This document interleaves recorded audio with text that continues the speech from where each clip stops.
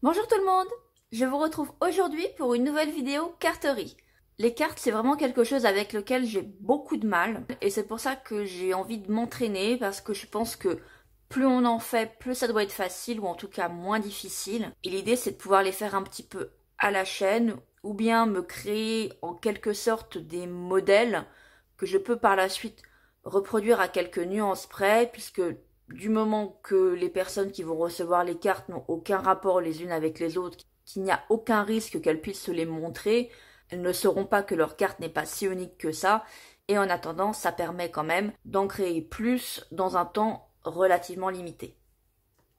Donc aujourd'hui, on va essayer de faire 4 cartes en parallèle. L'autre idée par rapport à la précédente vidéo de carterie que j'ai publiée sur ma chaîne, c'est vraiment de faire quelque chose d'encore plus simple, c'est-à-dire partir d'un format classique, carré ou rectangulaire, toujours sans machine de découpe, et également sans couture, ou couture vraiment minimum, mais dans tous les cas, vraiment pas besoin d'avoir une machine à coudre. Rentrons dans le vif du sujet. J'ai sorti ces 4 feuilles que j'avais préparées pour faire des cartes, qui ont été faites avec des feuilles de papier divers et une serviette en papier, donc avec la technique de serviettage.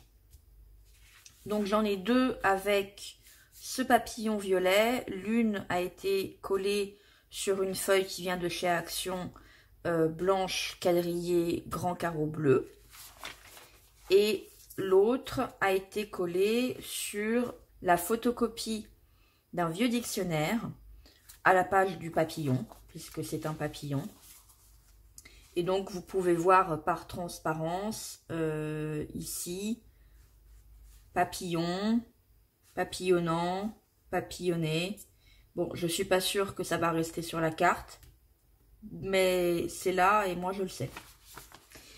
Et l'autre serviette, ce sont 2 oiseaux, 2 mésanges, une charbonnière et une mésange bleue, mais bon, peu importe. L'une donc a été collée sur une feuille de partition. Alors c'est une partition que j'ai trouvée sur internet et que j'ai imprimée, et j'ai ensuite teinté le papier au café. Et l'autre, je l'ai également collé sur la même page de chez Action. Donc vous voyez les oiseaux, à la base la serviette est blanche, donc du coup une fois qu'elle est collée, que ce soit sur une feuille blanche ou sur une feuille déjà colorée, bah, elle est vraiment transparente. Alors que mon papillon, la page et la serviette est déjà très légèrement jaunie, donc forcément bah, ça va colorer le support en dessous, si je puis dire. Et c'est pour ça que j'ai pas collé le papillon sur une page déjà teintée avec du café, parce que ça n'allait avoir aucun intérêt. Je vais également faire des cartes de format différents. Donc, lors d'un haul Action, je vous avais dit que j'avais acheté un petit paquet de cartes carrées pour avoir surtout les enveloppes, pour que en fait elles puissent me servir de d'étalons de modèle. Donc j'en ai décollé une relativement proprement. En tout cas, j'ai quand même réussi à pas faire de trous dedans, donc elle est recollable, on va dire. Et j'en ai trouvé une autre chez moi qui sort de, je n'ai absolument aucune idée, et qui elle est au format rectangulaire. Ça me donne le gabarit. En comparant avec la carte carrée et mon enveloppe carrée, je vois que, donc normalement la carte on la rentre comme ça, hein, donc ce carré ici correspond à la taille de votre carte, mais en fait pour que vous puissiez quand même glisser la carte de façon confortable, c'est pas au millimètre près. Il y a grosso modo un demi-centimètre de plus sur l'enveloppe par rapport à la taille de votre carte. Donc moi je fais le raisonnement inverse. Enfin, pour le carré c'est facile, il me suffit de mesurer ma carte et elle fait 13 sur 13.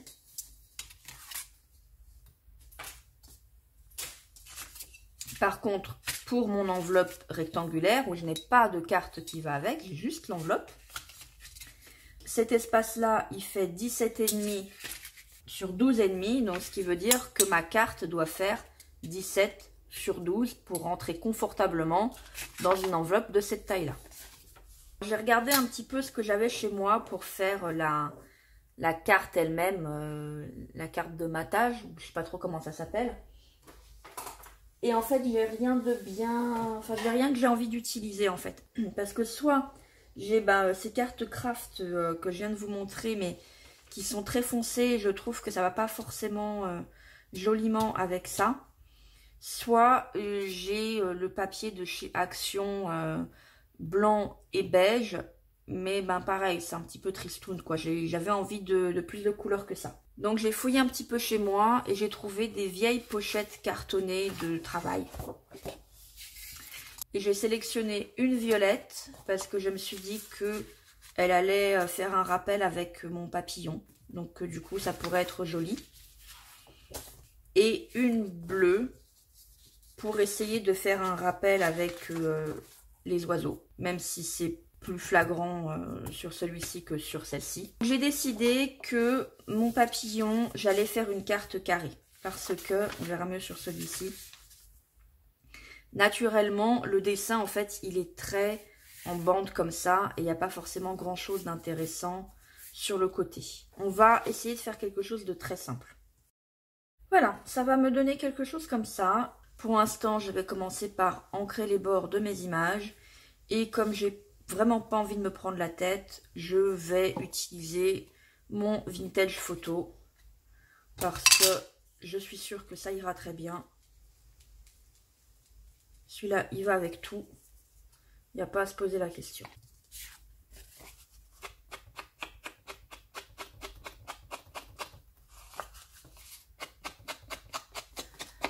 Je me reprends quelques heures plus tard pour faire le point et finir d'assembler mes cartes avec vous. Alors j'ai appris quelques petites choses ces dernières heures au passage. Que je suis incapable, en tout cas à l'heure actuelle, je manque peut-être encore un peu d'expérience en termes de fabrication de cartes. Donc je suis incapable de les faire à la chaîne. C'est-à-dire que à la base, je m'étais dit, je vais partir de 2 images différentes, mais pour faire 4 cartes. Et les 2 images, les oiseaux et les papillons, sont quand même dans des styles un petit peu similaires. Mon idée, c'était quand même de vraiment pouvoir finalement faire globalement les mêmes éléments sur les cartes, en les disposant éventuellement de façon différente en fonction du dessin, mais en fait, vraiment garder un petit peu les mêmes éléments. Et puis, voilà, histoire de ne pas passer des heures à chaque fois que je veux faire une carte. Bon, visiblement, j'en suis pas encore là, puisque j'ai à nouveau pas mal tâtonné. Je commence à comprendre aussi que le moins est le meilleur ami du mieux. C'est-à-dire qu'il ne faut pas chercher à en faire trop. D'autant que j'ai pas des fonds, j'ai des images qui sont assez chargées, voire très chargées. Donc, il faut rajouter des éléments, oui, mais il faut quand même y aller avec parcimonie. Et d'une manière générale, j'aurais tendance à vous dire qu'une fois de plus, 3 est le chiffre magique. C'est-à-dire que globalement, en plus de votre image centrale, du point focal de votre carte, 3 éléments décoratifs pour apporter un peu plus d'intérêt, de texture et de relief, c'est bien. Éventuellement 4, mais pas plus. J'ai quand même malgré tout tourné un petit peu autour des mêmes éléments, à savoir ces rubans. Et finalement, je crois que ceux-ci n'ont pas été retenus. Ils sont restés en lice assez longtemps, mais voilà, je continue d'avoir du mal parce qu'à chaque fois que je me dis ok, je vais choisir le ruban, telle couleur va bien avec le dessin, avec la carte et tout, je choisis le ruban. Sauf que quand j'en arrive à sélectionner mon deuxième élément, je me rends compte que le deuxième élément plus l'image principale vont bien ensemble, les rubans plus l'image principale vont bien ensemble, mais les 3 ne vont pas ensemble. Et du coup, parfois, et c'est notamment le cas pour ces rubans-là, finalement, je pars légèrement dans une autre direction et le premier élément qui avait été sélectionné se retrouve éliminé. Bref. Donc j'ai fonctionné pas mal avec ces petits rubans d'organza, donc je suis quand même très contente. J'ai un petit peu tâtonné aussi comme toujours avec mes dentelles. Alors là c'est des cartes, donc c'est des dentelles fines. J'avais quand même sorti un petit peu au cas où ces deux gros rubans là, parce que je me suis aperçue en rangeant que bah, je les ai en double. Donc du coup, si je dois utiliser de la dentelle, bah, j'ai envie d'écouler celle-ci en priorité forcément. Voilà, donc j'ai ajouté un petit peu de dentelle. Alors pas forcément celle-ci, je suis quand même allée chercher l'un de mes morceaux de tissu qui font dentelle. Donc notamment celui-ci que j'avais teint avec du café et qui à la base était un haut que j'ai acheté dans une friperie à Emmaüs pour pas trop cher. Et voilà, ça c'est un truc que je peux vous donner si vous cherchez du tissu et particulièrement des trucs de dentelle comme ça. N'hésitez pas à aller chercher dans des friperies. Le seul élément commun que toutes mes cartes ont, je crois, ce sont mes petites perles de pluie que j'ai achetées à Babou récemment, que vous avez vu dans un haul. Je crois que mes 4 cartes en ont. J'ai ressorti également des petits strass comme ceci. Et pour les éléments décoratifs, c'est tout. Et enfin, l'autre chose que j'ai appris, c'est que le sentiment est important et que il finit la carte. Et ça n'a pas nécessairement d'importance quel est le sentiment en question. Vous pouvez vraiment taper dans des phrases hyper génériques, hyper passe-partout. À moins, bien sûr, que vous ne fassiez vraiment la carte pour quelqu'un en particulier. Mais voilà, si vous les faites un petit peu à la chaîne parce que vous en avez plusieurs à faire, que ce soit des occasions, Nouvel An ou remerciements ou quoi que ce soit, vous pouvez taper, mais vraiment dans les, j'ai presque envie de dire dans les platitudes, dans les clichés, mais le petit message est important parce que vraiment, il donne la touche finale à la carte. Voilà, c'est les petits trucs que j'ai appris et donc on va s'y mettre pour coller nos cartes. Mon premier papillon, il va dire la magie de l'instant. J'ai 2 petits morceaux de dentelle que je vais mettre sur les coins comme ça. J'ai mes 3 perles de pluie. Et j'ai des petits strass qui vont suivre le corps du papillon. Donc vous voyez, si je ne prends pas en compte le mot, mais vraiment l'aspect décoratif, j'ai de la dentelle, des perles de pluie et des strass. Ça fait 3. Je vais coller avec un stick de colle parce que je colle du papier sur du carton. Et en plus du papier qui a déjà pris un petit peu cher puisque j'ai déjà fait du serriettage dessus, donc il s'est déjà morflé de la colle. Donc il est déjà quand même un peu fripé. Donc je vais le coller avec mon stick de colle et je vais vraiment juste mettre de la tacky glue sur le pourtour pour m'apporter une sécurité. Je vous l'avais déjà dit, je crois, mais moi, franchement, j'aime bien coller avec des sticks de colle. Je trouve ça très bien.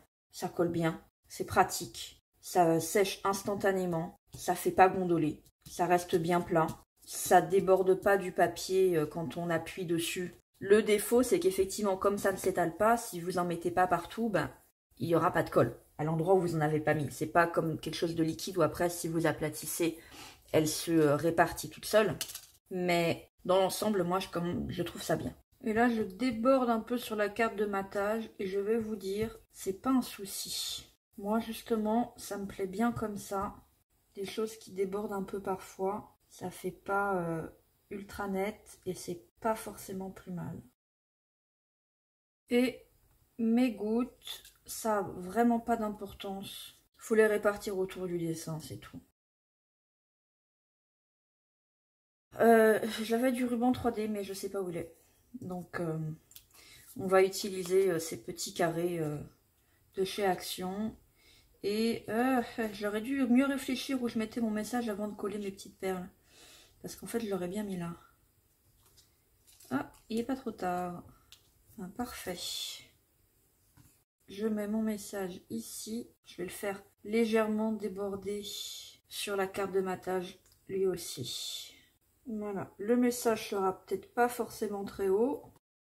mais il sera quand même un petit peu surélevé par rapport à la carte. Et voilà, première carte faite. Next. Ah, non. Je vais, je crois.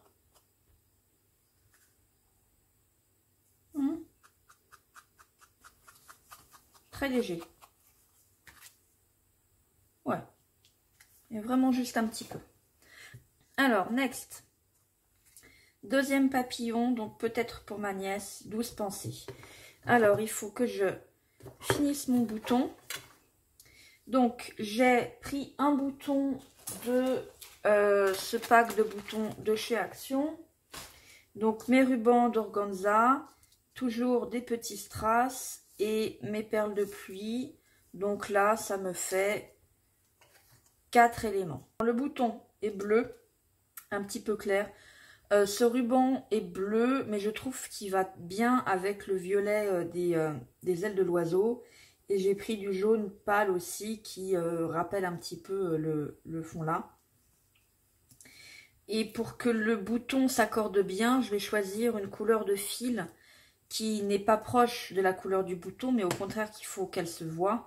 Donc du coup, je vais en prendre un, je pense, proche du bleu du ruban.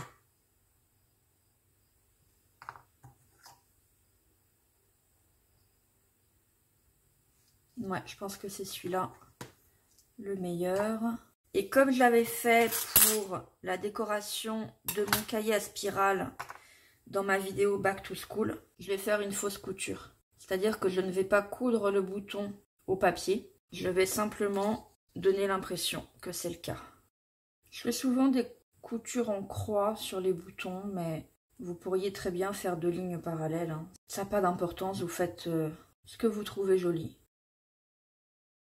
Et pour faire mon nœud, je coupe, je garde un fil dans mon aiguille, je le repasse dans un des trous. Tout ce que je veux là, c'est que mes 2 extrémités de fil au dos ne soient pas dans le même trou pour que je puisse faire un double nœud comme ça et que ça maintienne le fil en place.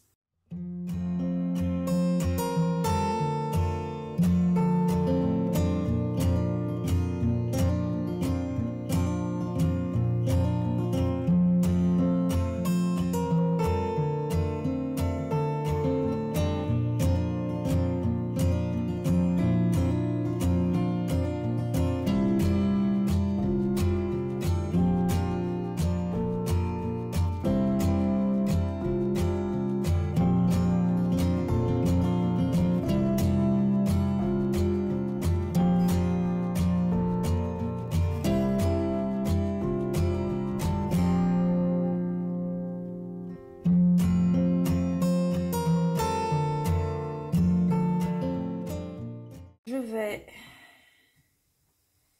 couper en biais mes rubans pour leur faire une plus jolie finition. Voilà.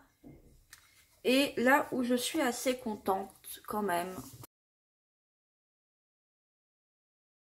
c'est que effectivement ma colle est bien redevenue transparente et ma gouttelette fait très joli.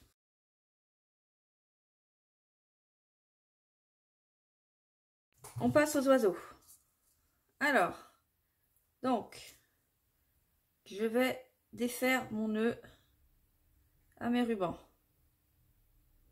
Hein, on m'aura une fois, mais pas 2. Voilà. Donc là, j'ai pris une petite fleur bleue qui vient de chez Action aussi. Il faut que je colle mon petit mot parce que là, c'est pas assez épais en fait sur une feuille comme ça. Donc j'ai du carton à pizza qui fera très bien l'affaire. Mon carton ne se voit pas au travers. Je vais le raccourcir un chouïa.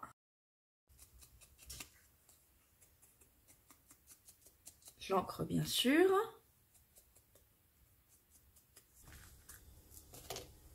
Alors le dernier, j'ai un chouïa changé d'avis. À la base, il devait être sur ce fond bleu.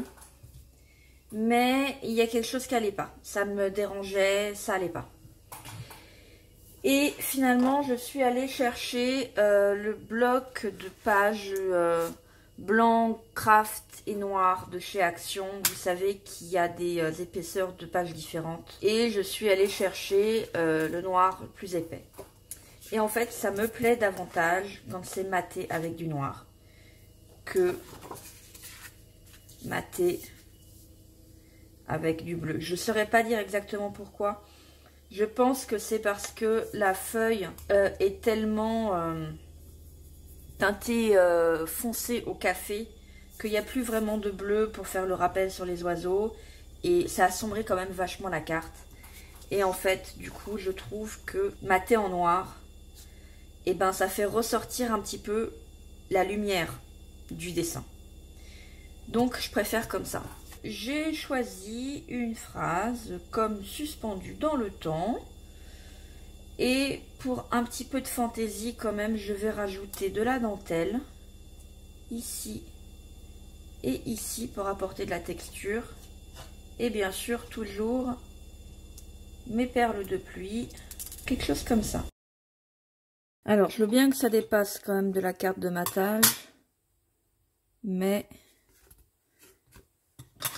pas de la carte elle-même.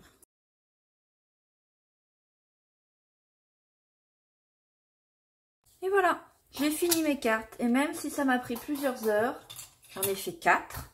Ce qui est quand même un gros progrès par rapport à d'habitude. Donc, je suis plutôt contente.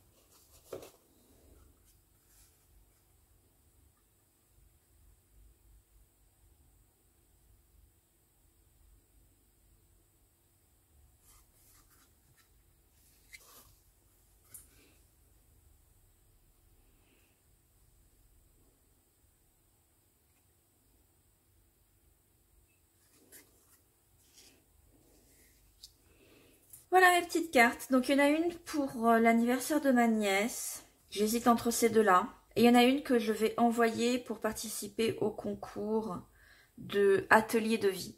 J'espère que ce petit tutoriel vous aura plu et qui vous aura inspiré, donné envie de faire vos propres cartes. Une fois de plus, c'était une vidéo sur comment faire des cartes sans machine de découpe.